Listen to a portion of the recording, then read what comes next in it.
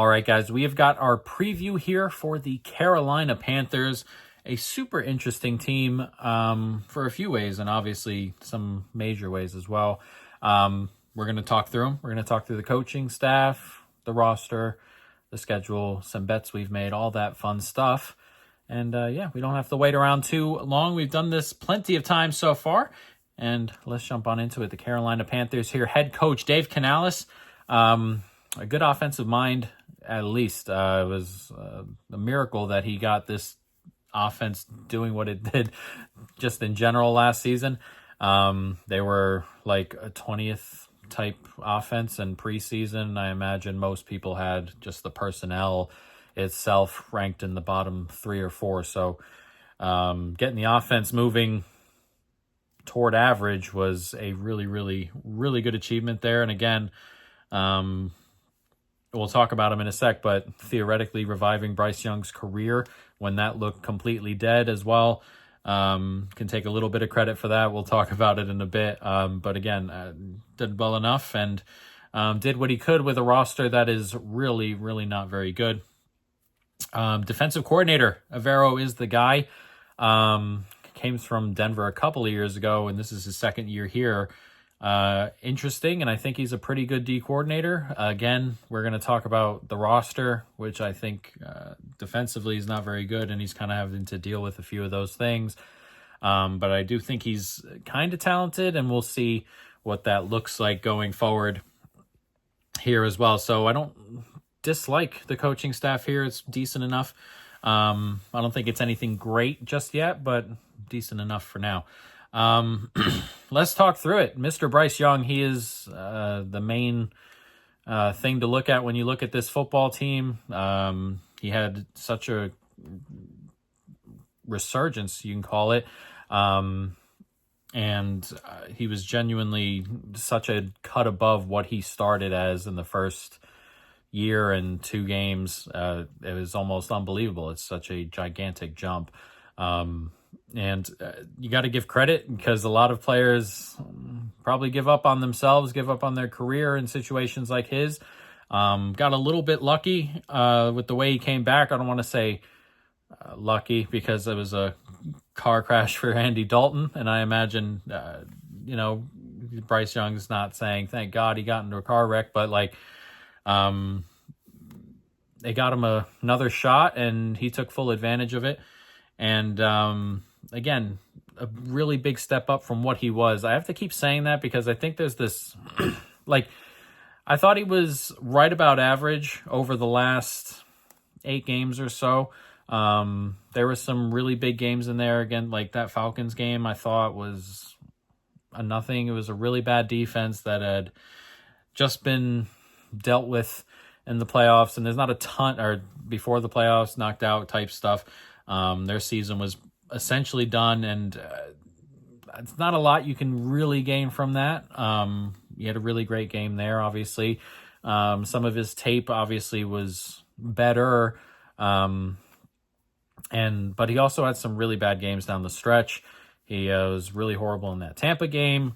That Eagles game wasn't particularly great there, though they had a chance to win it, but he still wasn't particularly great there. And again, he was genuinely like bottom, like a genuinely horrible quarterback his first 18, 19 games, whatever it was, that when you see such a big jump, you kind of think because it's such a big jump that we're talking like, I don't know, like the 20th quarterback up to like the 5th. It was like the 40th quarterback up to like the 20th is kind of where that's it for me.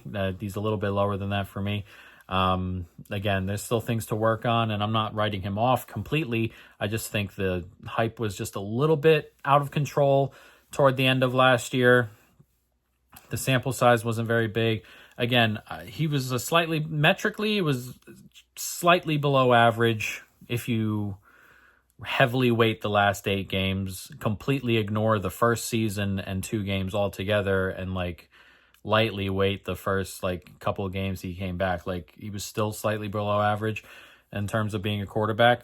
And again, that's not some huge issue. You can be a you can be like the 15th best quarterback in this league and win a Super Bowl, get to the playoffs, do enough. Like, that's perfectly acceptable and something that can happen. I don't think Bryce Young's there yet, and I'm not saying he can't get there. I think he can. There were some things out of college I really, really loved with him, and things that showed up a little bit more during the second half of last season. I'm just not there yet, and I need to see a little bit more, another season's worth of sample size before we get there. Andy Dalton, the backup, solid. He can come in and win games if you need him to. That kind of guy. Veteran, backup. Not much you can do there in terms of getting a better backup. So, yeah, we'll see. We'll see how it goes. And, yeah, that's obviously the major part of this football team, the major talking point of this football team, the major thought point of this football team going into the new year. And obviously, quarterback is a pretty major part of that. Running back, it's okay. I'm not the biggest Hubbard fan in terms of variety of things.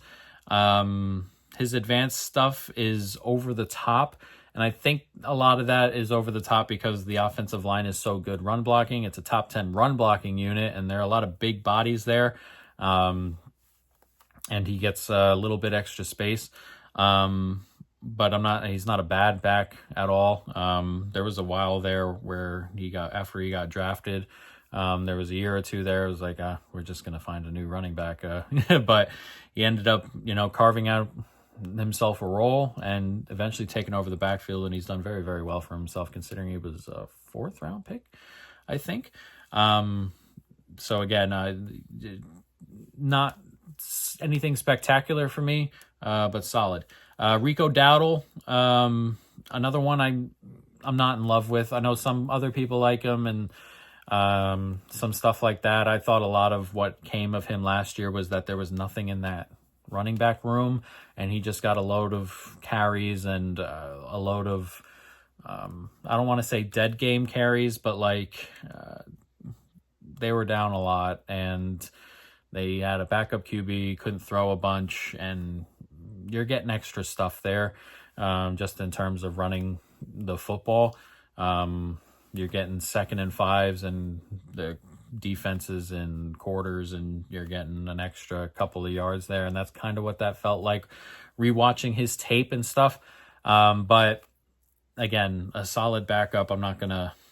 I feel it sounds like I'm nitpicking a little bit, and I probably am, but it's not. For me, it's just below average, right around average in terms of being a running back room here. But again, nothing like horrible. I don't look at this room like I look at the Cowboys running room or anything like that. I think of this as a running back group that could only go up theoretically, especially if Bryce Young is playing well and teams are not like stacking the box type stuff. So again, it may sound like I'm nitpicking, but it's not as much.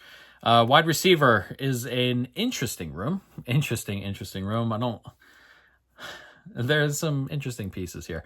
Adam Thielen's still here. Older fella, can probably do a job just being your possession type guy, 3rd wide receiver-ish.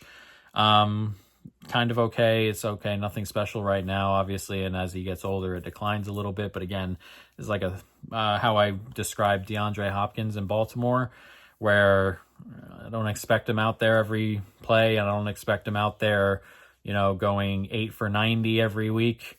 But if he can get you a nice catch down the near the sideline on a 3rd and 4, or outdo his guy in the end zone, anything like that, it's probably what you're looking for here with Thielen. Xavier Legette is here. I'm worried. Legette is just not an NFL guy. A lot of his stuff wasn't very good. And I'm not so sure how much longer he's going to get a bunch of reps in this football team, particularly with the addition of Tet McMillan and some other things there. So I kind of worry for what Legette's season looks like. I don't think he ends, barring injury ahead of him, I don't think he ends up playing a ton, especially as the year goes on. But again, he's got physical tools and stuff like that. it's always there for him, and it's not like he's like this is his second year. It's not like he can't grow into those things, but what we've seen so far has not been very good. Tet McMillan comes in the draft. I really like McMillan. McMillan was my favorite wide receiver coming out. I really love watching him. I think he can do a ton of things. I don't think he's just like some of that like draft stuff what felt like almost like prospect fatigue is what it felt like with McMillan, where it was like, hey, this team only has him in the 20s. And I'm like, that sounds crazy to me. This is surely a top 10 dude. He can go up and contest catch from anywhere. He can beat guys on routes. He's a decent route runner. He's not just like DeAndre Hopkins slow. He's got a bit of quickness to him. I really like him, and I think he can come in and be a number one wide receiver pretty quickly. I have no qualms about that. Whether it happens or not is different, and I'm not going to guarantee those things, but I think more often than not, he ends up being a number one wide receiver. I really like the look of him. Jalen Coker was solid last year for what he was. I think he was undrafted, if I want to say so, or if I remember properly. Played well, outplayed Leggett, I think, by margin, it felt like to me. I think this is a really good piece. Him and McMillan, and, a bit of veteran in there with Thielen, looks like, again, a decent one, too. If McMillan hits the ground running, you're looking at a decent one, too, I think. So I really like Jalen Coker. You got Hunter Renfrow here, who's a good route runner and can do some of that short stuff if you need him to. David Moore, another body there. But, I think this is a decent room. I think by the end of the year, there's a world where, like, McMillan's, like, a bona fide one. Like, he has, like, I don't know if he has, like, a Brian Thomas type year, but, like, just below that type year, and Jalen Coker continues to kind of step in the right direction, and I think you're looking at a pretty good wide receiver room at the end of the year. Tight end, not great. You got Tommy Tremble here, Jadavion Sanders, just whatever, in a tight end room, I suppose. That's not very good. They'll have to do. Tremble's been around a long time, at least. So you're kind of getting a guy who's, been with the team and been in the system for a bit, but not racing out to pick up Tommy Tremble or Jatavion Sanders if you're another football team and they go to the free agency and stuff like that. You're looking for replacements as we go over the next year or two, most likely here in the tight end room. Offensive line, this is a really interesting one because you look at it and I think there's talent. Like Moton's solid. He's like a top 20-ish type guy. And then you've got, just as a unit, really good run blocking. We talked about it, 10th in run block win rate last year. The Damian Lewis is good. The rest, like Hunt is okay. Corbett's solid. Akwanwu hasn't really picked it up at a great level yet. He's okay, and you're hoping he takes another step or two. But nothing great there. So there is some Iku's like below average in his spot. Damian Lewis is good. Moton is pretty good. Hunt is decent enough. Corbett's okay. So you don't look at it and think there's any huge issues here, and it's just slightly above average in terms of talent overall.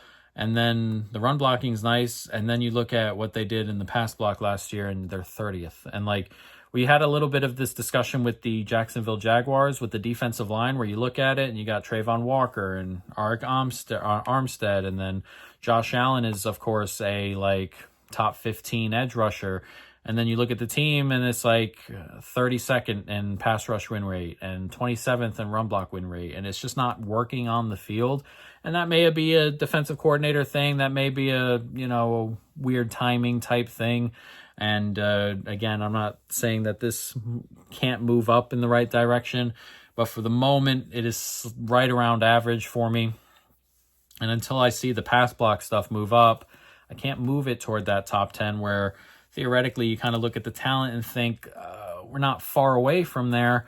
But again, I can't move it quite yet. So we'll see. We'll see how it goes coming into the season. Again, I like the guards here. The right tackle is solid, but it just doesn't work on pass block snaps for whatever reason. Defense, this is where things fall off a bit of a cliff. The roster here pretty much all the way through is very much not good. Defensive line will start. Derek Brown is back. He missed all of last year or most of last year with an injury, and he's back, and hopefully, he steps in and he goes back to being who he was, because he's a very, very genuinely good defensive tackle there, and you're hoping that he can kind of just pop back in and do what he does and go back to what he was. We'll see on that. Obviously, when you miss a year of football, essentially 2 years of football, it's a pretty big miss, or 18 months of football. It's a pretty big miss. It's very difficult to kind of just like work your way back into that and no doubt move in like that. But again, you're hoping he can. The rest of it's not great. Tashawn Wharton comes in, okay. Bobby Brown, okay. Like, these guys are just inside the top 50 of defensive tackles in the league. It's not really that good. A'Shawn Robinson, bad. The edge group is a problem. Pat Jones, Wanham, just bad. Like, it's just very, very little to look at here on this defensive line. You're hoping that some of the draft picks come in. There was a couple picks in the second, third round there that were spent on defense, and you hope they come in and just like maybe push for a starting spot. Like, it can't get much worse than kind of the edge group here. So again, I'm not expecting much out of this defensive line in terms of pressure, in terms of run stop. Hopefully Derek Brown comes in and, every once in a while from D tackle getting double teamed would be my assumption every play. He can just wreak a little bit of havoc and get a sack or a forced fumble or force a tip or anything. But other than that, the room is a bit of a problem. Linebacker, another group that's not good. Josie Jewell gets released a month ago-ish now. Trevin Wallace and Roseboom are probably going to be the starters. Both players outside the top 65 of linebackers that PFF grades. Like, they grade like 83 linebackers last year. Both of them outside the top 65. One was 69th and one was 72nd. Like, again, PFF is not the be-all, end-all, but most other people's numbers are going to be similar, and it's a really, really bad group. You're, again, hoping something can step up, a rookie, anything. But you're looking at one of the worst in the league there at linebacker. Secondary, I don't want to say interesting. It's still bad, but like, they tried to upgrade a little bit. Like, Trayvon Merrick comes in, and while he's not fantastic, it's a slight upgrade to what they had. Again, he's like a barely top 40 safety, which is my worry, and it's a little bit of money. Like, we're not going to talk about the money stuff because that's not really what we do, but not a great contract either. Nick Scott, probably going to start next to him. Not very good. The corner room is weird. Like, Mike Jackson is okay. Damari Richardson, not good. Smith Wade, not good. Like, those two guys they were very poor last year. JC Horn took a big step back last year, and if his coverage isn't good, like, is there anything in this secondary you can really hang your hat on? Probably not. Like, again, Mike Jackson was okay, but man, it's pretty bleak if JC Horn doesn't step back up. Like, if JC Horn doesn't get back to being like a top 25-ish dude, you're looking at a secondary that's probably going to be cut up quite a bit, and a defensive line that really can't rush the passer or do much of anything else. It's just going to be teams running up and down the field on this defense is my worry. And even if I like Avero, what can you do as a defensive coordinator when you're not getting pressure and your corners can't cover? Like, there's not much. There's really, really not much. So I worry about the defense. I worry about some other things. I worry less about the offense than I do the defense, but it's a roster that I really, really dislike. I think overall the roster is very, very certainly bottom three. And despite what you think about Bryce Young, the rest of the roster would be very, very difficult to carry. Even if you had if Bryce Young was a top 12 kind of guy, it'd be very, very difficult to carry this team to, a positive record. Schedule is interesting, kind of difficult out the gate. You go to Jacksonville, go to Arizona, then you have Atlanta at home, and then at New England. So 3 of your first 4 games are on the road. Not a ton of great defenses in there, I will say, which is good for the offense. Jacksonville, Arizona may take a step forward defensively. Atlanta, maybe. New England is probably going to have a decent defense, but one you think you can score points on. Then you have Miami and Dallas at home before a trip to the Jets. Those are winnable. Again, these first 7 are kind of winnable, theoretically competitive. Again, you're only 3-point dogs at Jacksonville, who have a new coach, and again, a defense that's probably not very good. Atlanta, similar, though will have a decent offense, I would think. New England knew everything as well. So there's a world where, you're getting wins here. Miami may fall apart. We'll see. Dallas, they're going to have their offense ready to roll. It's very, very good, probably better than this one by a pretty significant margin. The defense is an issue, though, so theoretically you can score there at the Jets.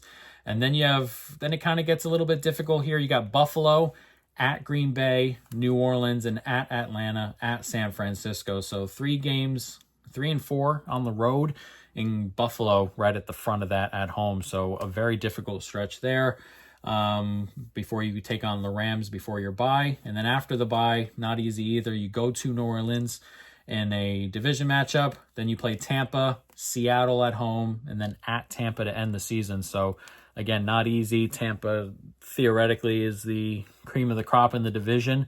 You're playing them twice at the end of the season. Seattle won't be easy. So again, there are winnable games and there are tough spots, I think. The start of the season, 3 out of 4 on the road. The Buffalo, Green Bay, New Orleans, Atlanta, San Fran, LA Rams stretch is really difficult.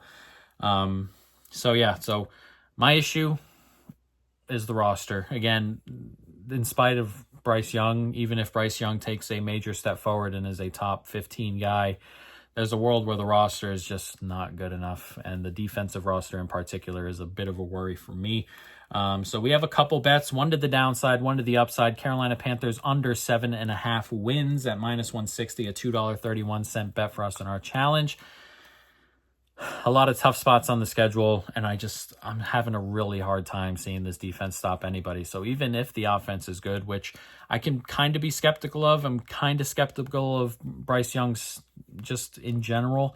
But even without it, the defense is just so bad. And it reminds me of Cincinnati, who have a really horrible defense, except this offense is not really near Cincinnati's. Similar to Dallas, who have a really bad secondary. This offense isn't really there yet either. So it's a worry. And for that, I think we're a year early, even if Bryce Young is very good. And then our second one, we're going to go high side with the offense, this time for the rookie Tet McMillan, 5+ touchdowns, -145. That is a $1.75 bet. Again, I really like McMillan. He's going to go up and get the ball wherever you put it. He's got speed, size, all that fun stuff, and should be a major weapon in the red zone. So we like Tet McMillan to get a touchdown, once every 3 games with 2 games extra in there. As long as he's healthy, I think he cruises over this number, guys. So there it is. An interesting team, the Carolina Panthers.